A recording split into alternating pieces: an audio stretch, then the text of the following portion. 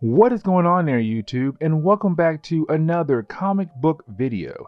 This is the channel where we sit down and cover different comic book stories from Marvel, DC, and even IDW as well. This time we are going to continue our coverage over Brian Michael Bendis Daredevil's run, and we pick up with one of the most interesting stories of his run on the Daredevil character, where Brian Michael Bendis tries to make a C-list villain somewhat of an interesting character to make fans care more about the villain. Also, we learn about how the people of Hell's Kitchen truly feel about Daredevil being the kingpin of the city. And so if you like today's comic book video, please leave me a like down below and also subscribe to the channel for more content to come in the near future. I do hope you enjoy. So Brian Michael Bendis does a different kind of storytelling by introducing a support group that is having a meeting in the basement of a church. This support group is about Daredevil, how Daredevil has affected their lives after he declared himself as the Kingpin. This was done a while back in one of our previous videos, but with this group, you can tell that everyone feels different about Daredevil being the Kingpin. This story opens up with the support group arguing about if Daredevil really did declare himself as the Kingpin of Hell's Kitchen, where one lady says he did not really declare himself as the Kingpin because she was there. We skip forward to her talking about being there when Daredevil threw Kingpin in front of Kingpin's men, stating that he is tired how the city is being run, how there are people who are making the city worse. He stated that if the people of Hell's Kitchen need a Kingpin so bad or a boss so bad, then they can come to him because his goal is to turn the city around. He never said he is the Kingpin of Hell's Kitchen. And this leads into the other people questioning her because it sounds to them that she is thankful for Daredevil becoming the Kingpin of Hell's Kitchen. And this leads into the first story of many we get in this book, where she explains how Daredevil changed her life. Her story takes place 1 week after Daredevil declared himself as the Kingpin, and she tells us that she was a drug addict, and she usually would date guys who were treating her wrong and get the drugs that she wanted. Except the last guy she dated was trying to make a move in the city to become the new Kingpin. Him and his partner had this big plan to take over the city, but part of their plans meant they had to work with someone else, and that person was a guy named Bullet. That is his name. Trust me, I know it sounds like a ridiculous name, but that is his super villain name. He was this guy who used to fight Daredevil a long time ago, one of those villains that got thrown into comics, except no writer sat down and tried to use him as a big time villain. Now this lady tells us that she remembers what Daredevil told her about the people of Hell's Kitchen needing to start making their lives better for themselves. And so when she hears her boyfriend and his partner talking about becoming the next Kingpin of Hell's Kitchen, that is when she thought it was the time to make changes in her life.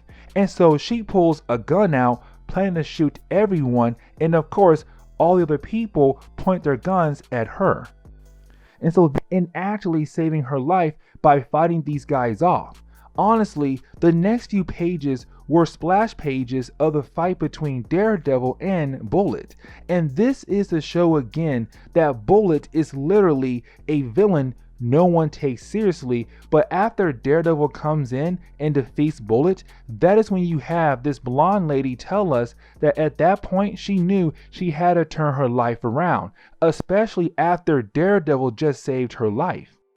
After her story, you have the people continue to show their emotions on how they feel about Daredevil being in Hell's Kitchen, knowing that he is Matt Murdock, but also what is his end goal of being the Kingpin of the city. And this leads to this random man start talking about how he knows everything about Daredevil, how he wears the mask to hide things. The way this guy is speaking is like he truly knows everything about Matt Murdock. Now, of course, you have the other people want this random man to tell everything he knows about Daredevil, since he's making some big claims here, where of course he pulls out that classic line, "If I tell you everything, it will no longer be a secret." And so this leads to him arguing with this guy named Archie about if he is telling the truth.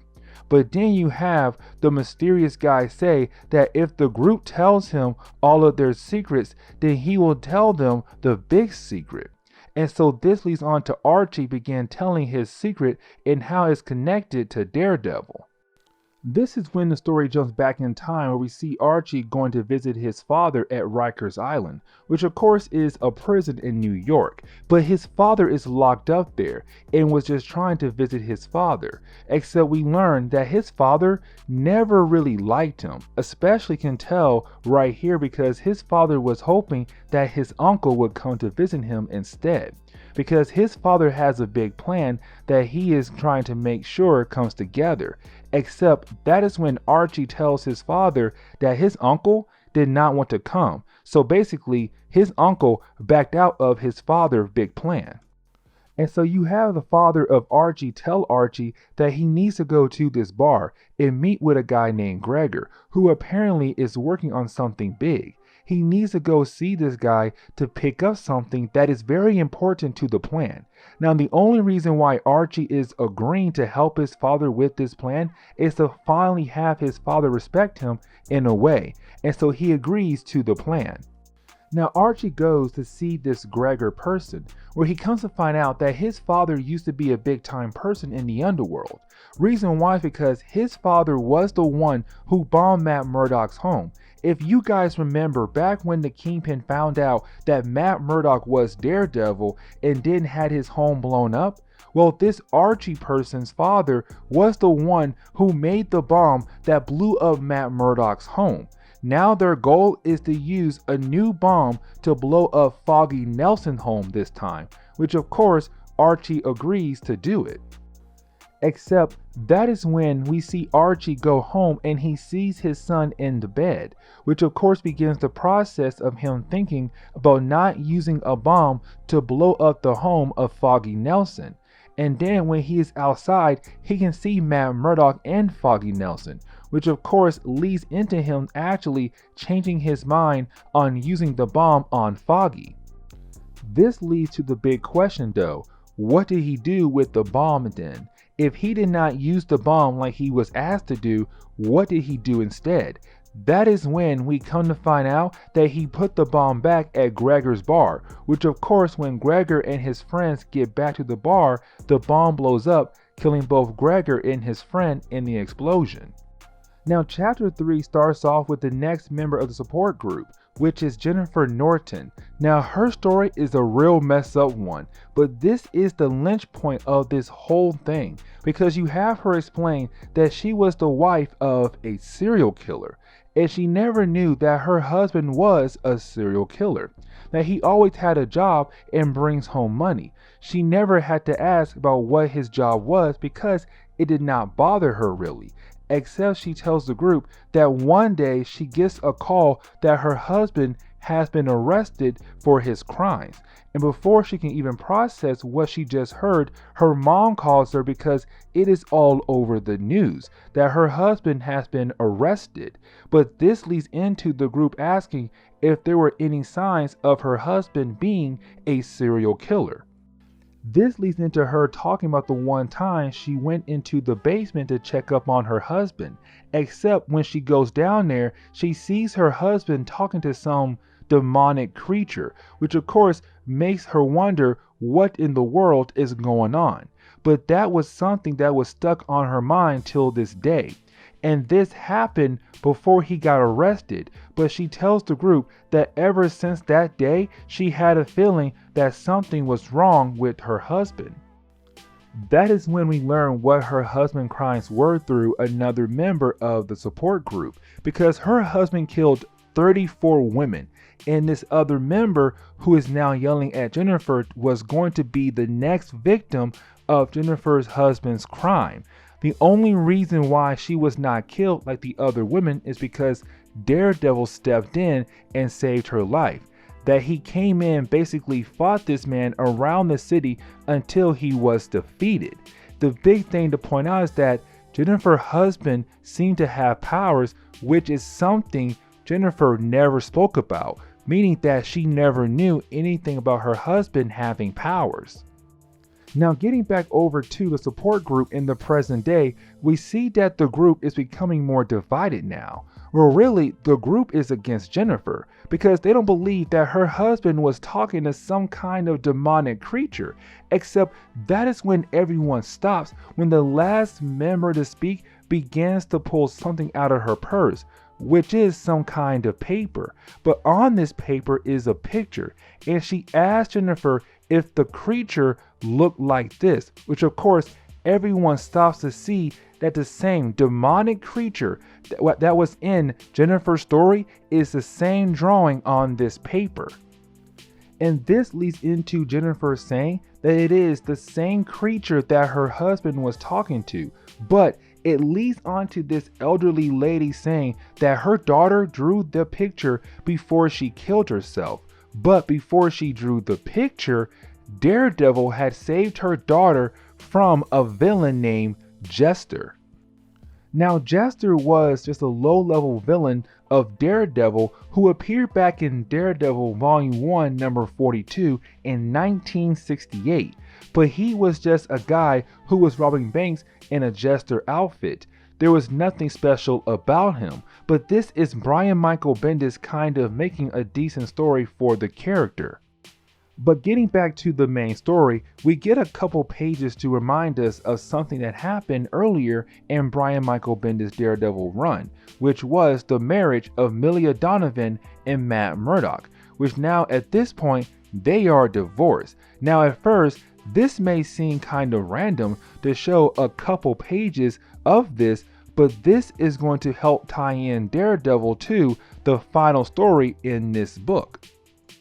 Now remember, they got married, but it was done in private, and so the whole world still thought that Matt Murdock is a single man, or at least just dating Millia. The only people who knew about the marriage were Matt, Millia, Foggy, and Ben Urich. And so when this elderly lady starts talking about how she was close friends to Millia and the fact that she knew about their marriage, the group is shocked to find out that Matt Murdock got married and the world did not know. And she goes on to say that she was at the wedding, but also she used to work with Millia.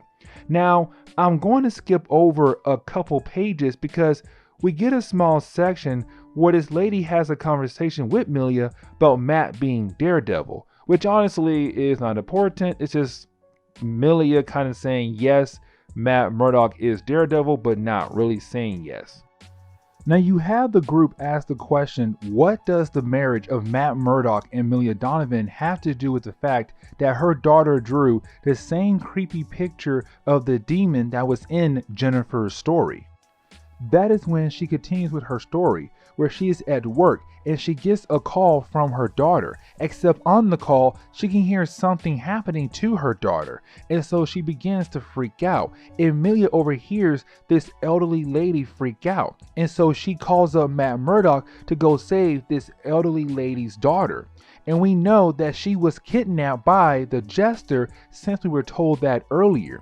Of course, Daredevil does save the young girl, but you have Daredevil leave and say that he has to find the Jester because Jester was acting different. That Jester was a completely different person in a way. This leads into her talking about later on that day, where she went back upstairs to check up on her daughter, except when she goes to find her daughter killed herself. She cut out her own eyes, but again, before she did that, she drew that picture of that demon. And so this leads into her yelling at the pastor about what does this demon mean? What does all of this mean? Now this leads into our mysterious character telling us that he knows Matt Murdock is some kind of ninja. Matt Murdock knows a lot of different dark art things, but you have him continue on to say that there are religions older than the one religion that these people believe in, which of course is Christ. But he proceeds on to say that Matt knows a lot of dark art things, some Shadow Warrior stuff. then he finally says that Matt knows moves like being able to be in a room and no one can notice that he is there. And then everyone looks to see Matt Murdock has been in the room this whole time. This is where you have Matt explain why he is here, saying that he followed our mysterious person because this mysterious person is the Jester. The whole time Jester has been in the room as well. But you have Daredevil say that he only came here because Jester came here. That everything Jester was saying is a lie. Because he was trying to make it seem like he knows more than he actually does. And so you have Daredevil explain what happened that day when Jester first popped up on the scene. The same day when the older lady's daughter was kidnapped. Now Daredevil explains the fight that happened between Jester and him back on the day was at first normal, where Daredevil explains that at first he thought this fight would be wrapped up very quickly, except then he started to lose the fight. That Jester was actually being able to beat down on him more than usual. It gets to a point where Daredevil is thrown out of the bank by Jester, which then makes Daredevil realize that Jester is not his normal self. And so you have Daredevil go back into the bank to stop Jester, except when he went inside the bank, that is when we see the elderly lady daughter is being held as a hostage. And so you have Daredevil try to stop Jester, but then Jester begins to cry out like he was in serious pain. And that is when we see the demonic creature come out of the mouth of Jester, which makes Jester fall to the ground. But you have this demonic creature try to go inside the mouth of the elderly lady's daughter. But Daredevil was able to stop the creature and it crawls away. And you have Daredevil explain where the demonic creature came from, saying that the creature came from someone who used to work for the Hand organization, the evil ninja organization that usually does anything for money. And so this person who left the Hand organization set up a shop where you can buy dark art stuff. And so of course Jester went to this shop and bought that demonic creature to help him. Now this is where we see Jester lead a support group meeting, hoping to get away from Daredevil. Of course, Daredevil chased after him and he runs into the same shop where he got that demonic creature from. Now when Matt Murdock confronts him while wearing his Daredevil outfit, we see the creature begin to crawl out of Jester's mouth again. But to end all of this mess, you have Jester grab a gun and actually shoots himself in the head, killing him and the creature at that moment. The story closes on Matt going back to check up on a support group, but when he gets back there, you have him explain that he did not want this to happen, that when he declared himself as the kingpin of the city, he was not expecting a support group to be formed because he affected their lives in different ways. And so he tells them sorry and how his goal was to make the city better. And basically he leaves after saying that. And this is where we're going to end today's video. And so guys, please leave me a like down below and also subscribe to my channel for more content to come in the near future. Also, any suggestions on books I should read, well please let me know in the comments below, because you never know, your suggestion could be a future video down the road. But guys, I'm out of here and I will see you on the next comic book video. Later guys.